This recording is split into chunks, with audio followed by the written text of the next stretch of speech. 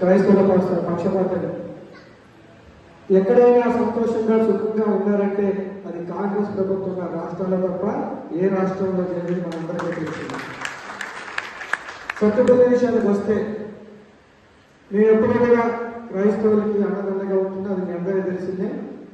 మా వల్ల మీకు ఎలాంటి ఇబ్బంది ఉండదు, ఇతరుల వల్ల కూడా మీకు ఎలాంటి ఇబ్బంది ఉండదు చెప్పి మేము హామీ ఇస్తున్నాం.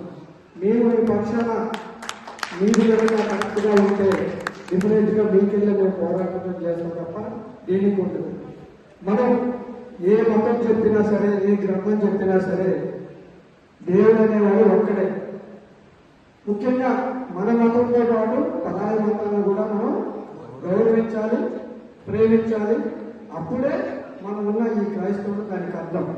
ఈ రోజున్న పరిస్థితుల్లో మతాల మధ్య విద్వేషం పెంచే కార్యక్రమాలు మనం తీసుకునే ఉన్నాం. అలాంటి క్రైస్తవులు ఎప్పుడు కూడా అలాంటి పరమతాన్ని ఎప్పుడు కూడా విమర్శించిన దాఖలేదు. ఏదైతే జీసస్ చెప్తాడో మనల్ని ప్రేమించుకోవాలి, మనతో పాటు ఇతరుల్ని ప్రేమించాలి, ఎదుటి వారి పట్ల దయ ఉండాలి, ప్రేమ ఉండాలి, ఆప్యాయత ఉండాలి, అభిమానం ఉండాలి. మనకున్న దాంట్లో కొంత పరువులు ఇవ్వాలి. అదే ఆ జీసస్ చెప్పినట్టు సూత్రం. కాబట్టి ప్రతి ఒక్కళ్ళు కూడా ఏదైతే ఆ జీసస్ చెప్తున్నాడో దాన్ని మనం అందరం కూడా పాటించాలి.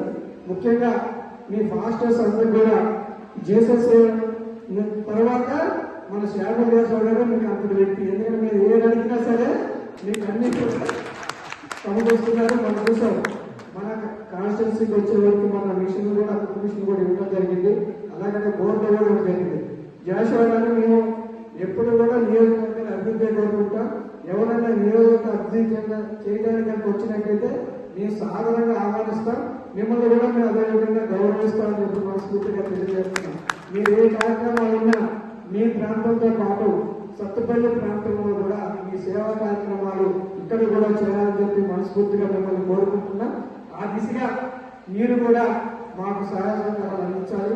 ఇక్కడున్న ఫాదర్స్ కూడా మీరు సపోర్ట్ ఇవ్వండి. రాబోయే కాలంలో మన కర్ణాటక చెప్పినట్టు డెఫినెట్ గా ఏదైతే పాస్టర్స్ లో నిజంగా పేదవాళ్ళు ఉంటే ఇక్కడ ఎంఆర్ఓ గారు కూడా ఉన్నారు. నిజంగా పేదవాళ్ళు ఎవరైనా ఉంటే వాళ్ళకి ఇల్లు లేని పరిస్థితి ఉంటే ఖచ్చితంగా వాళ్ళు విజ్ఞాపన చేస్తాం.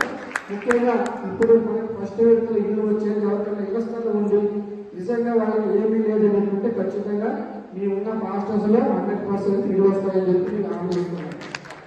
ఏదైనా సరే గవర్నమెంట్ పథకాలు మనకి పుట్టిన దాంట్లో రేషన్ కార్డులు కానీ, వృద్ధాప్య పెన్షన్ కానీ, వితంతు పెన్షన్ కానీ, వికలాంగ పెన్షన్ కానీ ఏదైనా సరే మీరు కనుక అప్లై చేసుకుంటే మీరు కనుక ఎలిజిబుల్ ఉంటే 100% కూడా మేము ఇచ్చే ఏర్పాటు చేస్తామని చెప్పి మేము అందరికీ తెలియజేస్తాం.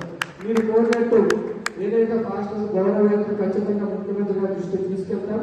అది ఆయన దృష్టికి తీసుకెళ్లి దాన్ని ఎలా చేయాలనేది ముఖ్యమంత్రి గారితో ఆయన డిస్కస్ చేసి ఖచ్చితంగా మీరు అనుకున్నది సాధించే వరకు మేము కూడా మీ అనుకుంటామని చెప్పి తెలియజేస్తూ ఈ ప్రేమను ఆహ్వానించినటువంటి మళ్ళీ మీ అందరూ కూడా ఒక్కసారి ఉదయపడి ధన్యవాదాలు.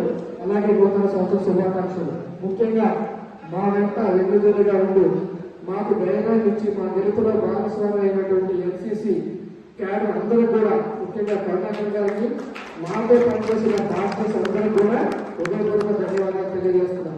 అలాగే రాబోయే కాలంలో కూడా మీరంతా కూడా ఎంపీటీసీలు ఉన్నాయి, జెడ్పీటీసీలు ఉన్నాయి, అన్ని ఎలక్షన్స్ లో కూడా ఇప్పుడు ఎలాగైతే మీరంతా సపోర్ట్ చేశారో ఆ ఎలక్షన్స్ కూడా మీరందరూ కూడా సపోర్ట్ చేయాలని చెప్పి మనస్ఫూర్తిగా కోరుకుంటాం. కాంగ్రెస్ ప్రభుత్వంలోనే క్రైస్తవులకి, మైనార్టీలకి ఒక బలమైన ఆయుధంగా ఉంటుంది.